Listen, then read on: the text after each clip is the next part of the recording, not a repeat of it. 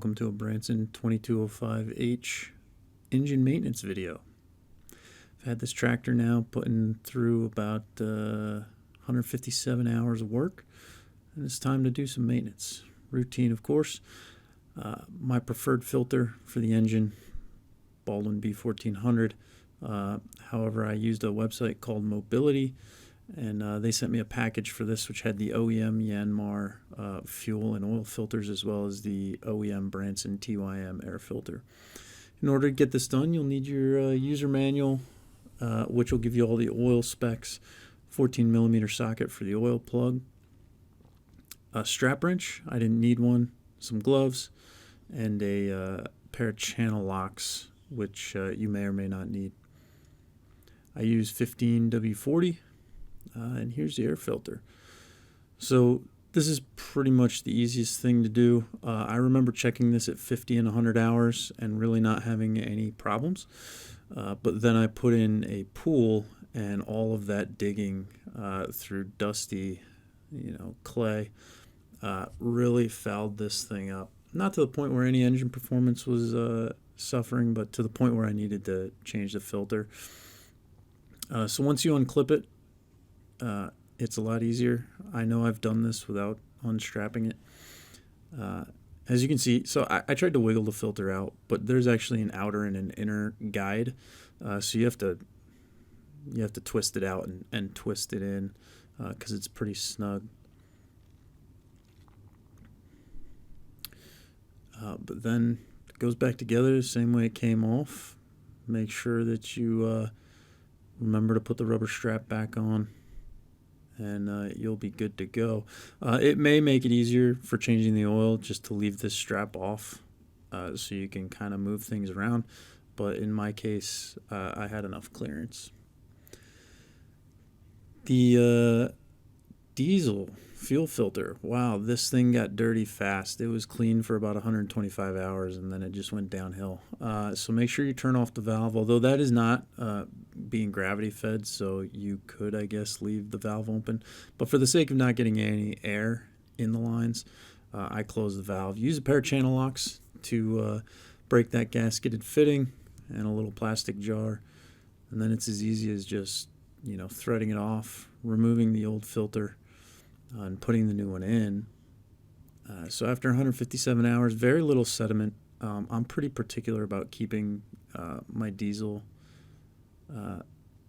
clean, and I'm very careful about when I pour it in not to wash anything in there, and I wipe off my gas cap. Now, putting this back on, you cannot use gravity feed, so I just filled the bowl and put it back, which makes a mess, but I don't really care. The only other thing to do at this point is to get it tight enough to where it doesn't leak. Now, as you can see, I also I had struggled with trying to see if this would gravity feed, so I've already got my valve reopened. Don't forget to reopen your valve, or you'll pull a vacuum on the filter, and you'll kill your engine and have to refeed some fuel in there, get it started again. For me, I use Rotella T5. I use 15W40, but make sure you reference the chart in the manual for your oil. Came out a little blurry here, but no matter what you use for the Branson 2205H, you'll need 1.8 liters. I just broke the nut free here with a 14 millimeter socket and let it drain, and as you can see, it's been a long time since I've changed this oil. Been about 75 hours. So don't be like me. Change your oil a lot more frequently. It's good for the engine. Now's a really good time to talk about engine oil filters. So I read a lot about this particular Yanmar engine and how steering clear of anything other than OEM is not recommended, but my dealer put the Baldwin filter on, and that's what I've used. So that Baldwin B1400, you can get it on Amazon for like $10.99. That's a heck of a deal. I would recommend using it. It hasn't given me any problems. As you can see here, get it right off. Getting a strap wrench in there is a pain in the butt, so I remember when I put this filter on, I didn't tighten it down as much as I probably should have, but it never leaked, thank goodness. So the rest of this video you'll see, it's a pretty standard oil change. Filled that filter up, got the gasket wet, and then got it cranked down more than you see in this video, but that's as hand tight as I got it. What I want to talk about though is Branson, and the change to TYM has had, I'll say, a couple of adverse effects. So the week that they combined the Branson and TYM inventory, the week prior I had broken my right hand side outer tie rod, and it cost me about $234 to replace. I broke the left hand side one. I guess they were both equally as fatigued.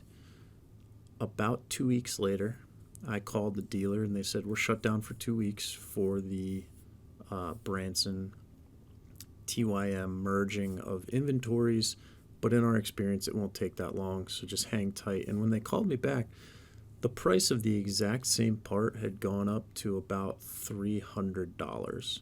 Now that had to have been a directly related to the combination or the absorption of the Branson parts in the TYM name. Even though they're the same company before, they must have raised some prices. Now, I've looked around, and apparently, for whatever reason, we have the Branson subcompact outer tie rods are the single most expensive outer tie rods for tractors of this size. And in a future video, I'll cover some of the things that have gone wrong with this tractor and some solutions that I found, because there is a much beefier Kubota tie rod that fits, and it is you get it in 2 separate parts, but it works, and it only costs me about $70. So there will be a lot more tractor content coming. This was just a simple video. I'm going to do at 200 hours. I'll do the transmission fluid. I'll do a deep dive into that maintenance, so stay tuned, and let me know what you think.